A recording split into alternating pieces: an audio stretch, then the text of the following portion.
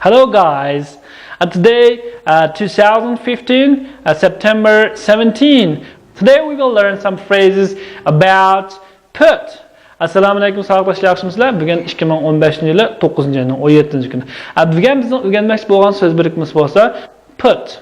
Put up degan nima degan gap? Put up degan chedir tikmak, qurashtirmoq degandek ma'nosi bo'ldi.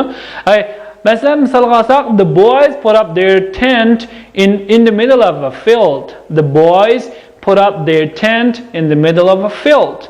O'g'illar etizlikning o'ttirsiga o'zlarining chidirlarini tikdi degan gap bo'ldi. Masalan, the boys degan bolalar, o'g'illar degan gap, put up qurashtirdi yoki tikdi degan gap, their tent, ularningki chidirlarini in the middle of ning o'ttirsiga, in the middle of a field. Masalan, o'g'illar etizlikning o'ttirsiga chidirini tikdi degan gap. Yana bir so'z birikmamiz bo'lsa, and the next phrase is put out. Put out. Put out degan gap o't o'chirmak degan gap bo'ldi. Masalan, misol olsak, the fireman put out the fire yesterday. O't o'chiruvchilar yoki o't o'chiruvchi xodimlar tunigan o't o'chirdi. Masalan, the fireman degan o't o'chiruvchi degan gap, yana the fireman degan gapni anonimish firefighter deymiz. Fire. Put out the fire yesterday. O't o'chiruvchilar tunigan o't o'chirdi degan. Next one is put on. Balkim bu put on degan nimalar bilishinglar mumkin. Put on degan kiymek degan gap. Masalan, it's cold outside. It's cold. Soğuk outside. Sırt. It's cold outside. Sırt soğuk. Put on your coat. Çapınızı kiyveling degan gap. It's cold outside. Please put on your coat. Sırt soğuk. Çapınızı kiyveling. Next phrase it will be put down. Put down. Yana bir söz birikmamiz bo'lsa bo'lar, put down. Ko'chirmak, yozmak degan gap. Masalan, take out your notebooks, put down all the sentences that are on the blackboard.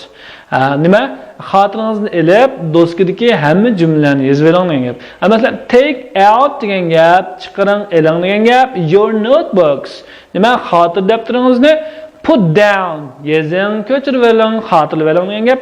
All the sentences, hamma jumlalarni degan gap. That are on the blackboard. That are. Ular bo'lsa, nimalar? Ash xatlar bo'lsa, nerdiki? On the blackboard. Ash doskadagi hammani degan gap. Demak, uni ma'nosini misallar, xotiringizni ilib, doskadagi ham jumlalarni ko'chirib oling degan gap. Next phrase put away. Put away. Bir chet qo'yib qo'ymoq, tashlab etmek degan gap. Put away degan bir chet qo'yib qo'ymoq, tashlab etmek degan gap. For example, close your books. Kitobingizni yoping and put them away. Onu bir yoqqa qo'yib qo'ying degan gap bo'ldi. Kitobingizni yopib, bir chet qo'yib qo'ying degan gap. The next phrase is put off. Kechiktirmak, vaqtincha qo'yib turmak. Masalan, for example, we cannot have the meeting tonight. Bugun biz kechda yig'in ocholmaydigan bo'ldik. We shall have to put it off until tomorrow. Bugun kech yig'in ocholmaydigan bo'ldik, uni ertaga kechiktirsak bo'ldi. We cannot have the meeting tonight. We shall have to put it off until tomorrow. The last phrase is put up with. Oxirgi so'z birikmamiz bo'lsa, chiqishmoq, yaxshi o'tmak degan gap. Masalan, I'm going to leave this dormitory because I can't put up with my roommate any longer.